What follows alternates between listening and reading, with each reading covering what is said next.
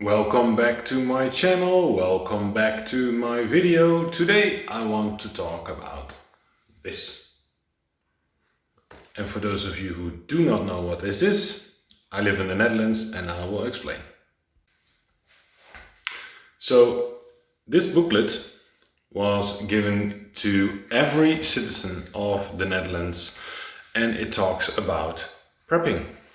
And obviously on this channel I've been talking about prepping myself, and this book actually takes a lot of the things into account that we've been discussing on this video series.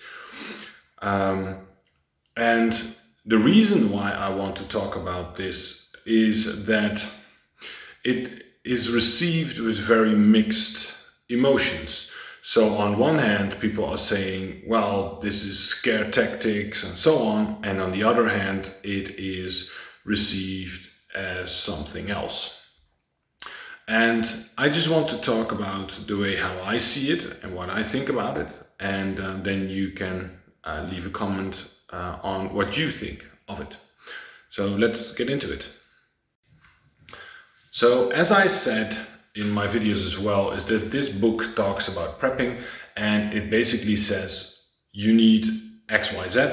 So look around the house because most of it you will already have. It talks about candles, first aid, food, water, toilet paper, and so on. Then also it talks about the fact that you might not have phone service. So maybe, for example, like us, we need to pick up our kids. So maybe you need to prepare to pick up your kids. And what do you do? Because if you cannot call, how do you communicate who picks up the kids and who does what? So in that sense, that was one of the things that my wife and I didn't talk about, is that, if we cannot call, what are we going to do with the kids? So that was a good thing for us to consider. But besides that, we basically had everything already prepped.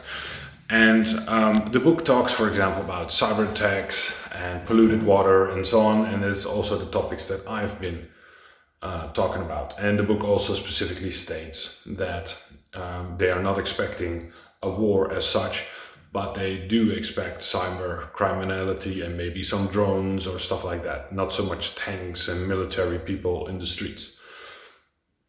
And what they're talking about is a disruption of everyday life. And I think that this is the point that I want to first talk about. And that is that Europe generally, it goes so well in our countries that we have become complacent. For example, every morning at 8 o'clock you have your coffee, just as a simple, stupid thing.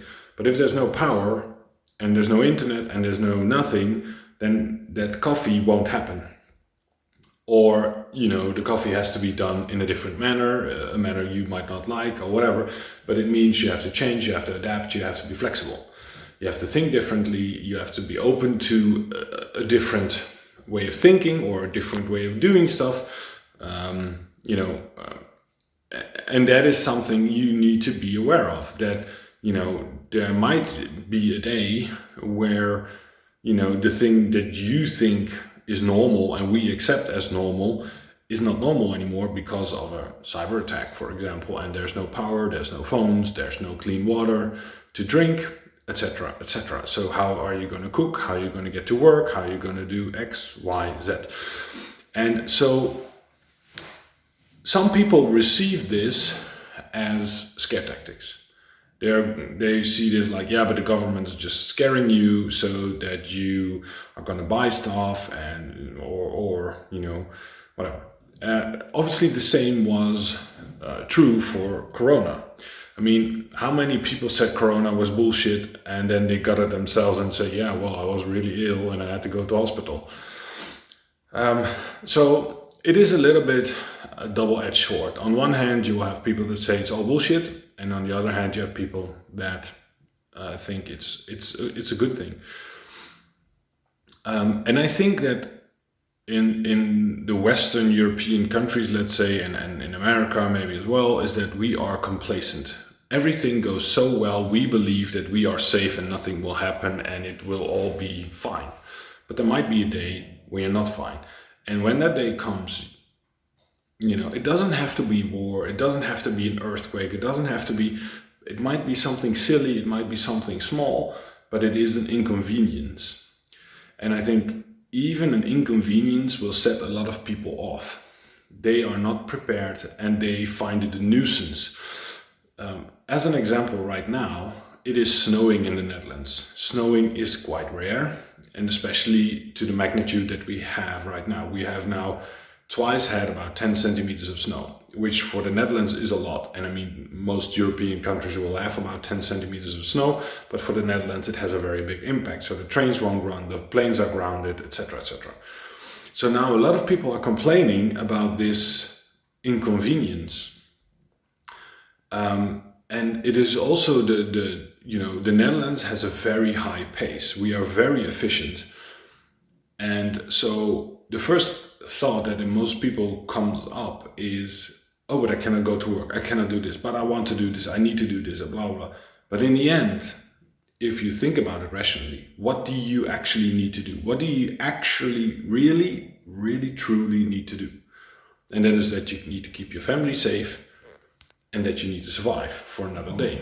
So driving on summer tires on a frozen road to your job on the other side of the country, is that smart? Is that safe? Is that really the end of the world if you're not there? Can you not take a day off, or can you not work from home? And a lot of people seem to think that they are so important that if they don't finish an email today, that the world is going to end. It's not. It's not. And I think this thought process of just let it go for one day or 2 days, it seems impossible to a lot of people apparently.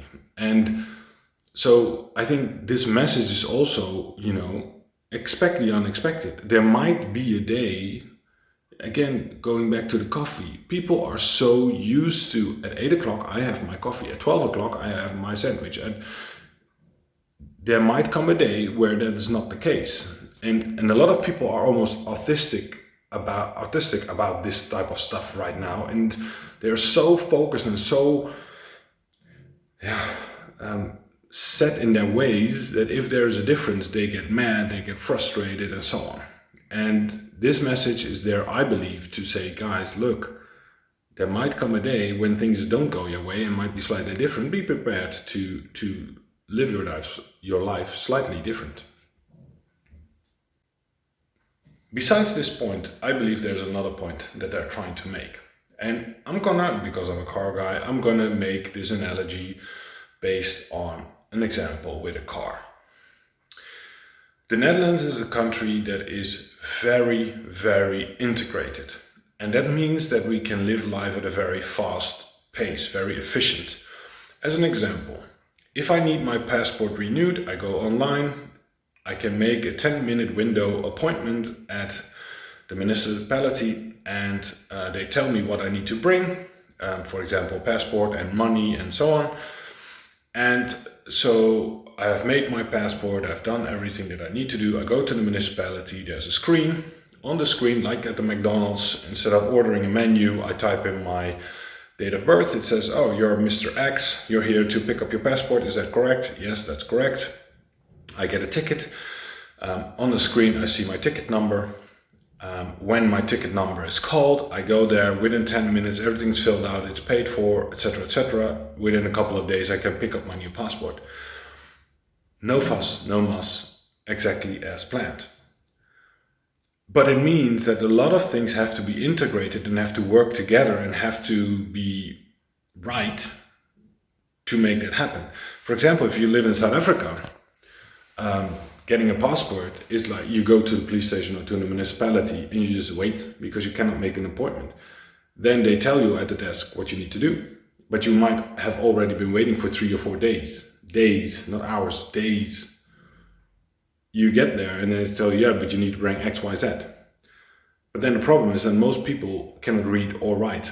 So now they need to get someone else to help them understand what was actually said and what they need to fill out and what passport port they need or what picture they need or whatever. Then they are so far, so remote that nobody has a camera that can make the right type of picture.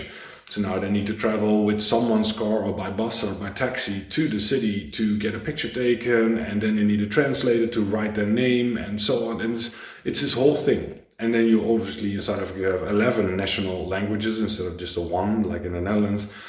So it's this whole thing that makes it incredibly difficult.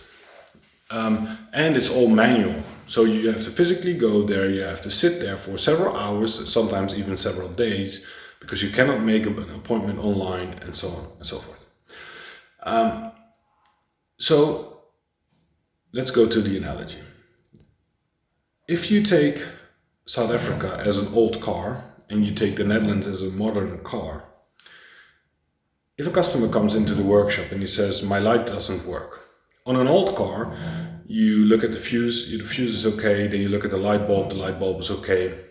Okay, then you measure the switching gear, and then you measure the battery. That's basically the only 4 options. So within half an hour, you know if it's the battery, if it's the fuse, if it's the light, or if it's the light stalk, let's say. On a modern car, if you want to check the light bulb, it might take you half a day because you need to remove the entire front bumper to get to the light unit. You know, you need to put the laptop on to see what's going on because it might be an interlock. So you can imagine that the changing of a light bulb in the Netherlands, so, you know, obviously not literally, but is a much bigger deal because of the complexity. Let's say we have a cyber attack. We need to go to several different stations that are integrated and figure out, is it station A, B, or C that has actually been attacked, that has actually been damaged. Then when you understand that, then you actually have to fault find what has happened and what has been done. So before they actually figure out what's going on, you might have lost already 3 days. So let's say we don't have phones, we don't have internet, and we don't have power. So it might be that by the end of the day we have power, and then 2 days later we have phones, and then 5 days later we have internet. Because they cannot figure it out all at once, but they can figure out part by part and update part by part. And that is the point that they're, in my opinion, trying to make, is that, first of all, we have a very efficient system, but if something is changed, then it might take us several days to diagnose. So be prepared for the fact that, you know, for those 3 days, you might not have internet, you might not have drink water, you might not have power, you might not have phones. So prepare for that. And I think it's not an unrealistic ask. It's not something unrealistic at all. They made it quite simplified, and with everything I know and with everything I've been talking about and preparing for. And again, I'm not preparing for something extreme. I'm not preparing for a zombie apocalypse or, you know, the Third World War or whatever. I'm preparing for basically a camping trip. And I'm preparing for, you know, what happens if we cannot have drinking water, if we cannot have power. How do you cook? How do you communicate with each other? How do you eat? How do you go to the toilet? You know, because you might not be able to flush the toilet. So where are you going to do your business?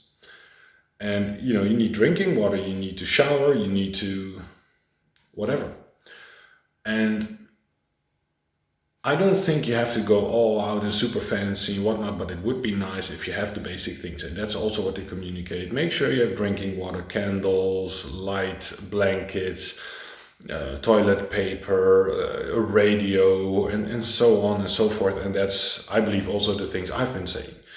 And then obviously, if you're in a specific area and you have specific needs, for example, you have a tornado season in your country or your area, then you need to obviously prepare for that, but we don't have that, so that's not an issue for us. And it's now the same with the snow. Normally, we don't have snow. So now, when we do have snow, it's very rare, And generally if there is snow, it's like maybe 1 centimeter and it's maybe one day, and then by the afternoon it's gone. Now it's 10 centimeters for a second day in a row, and there's more coming, and there's high winds and so on.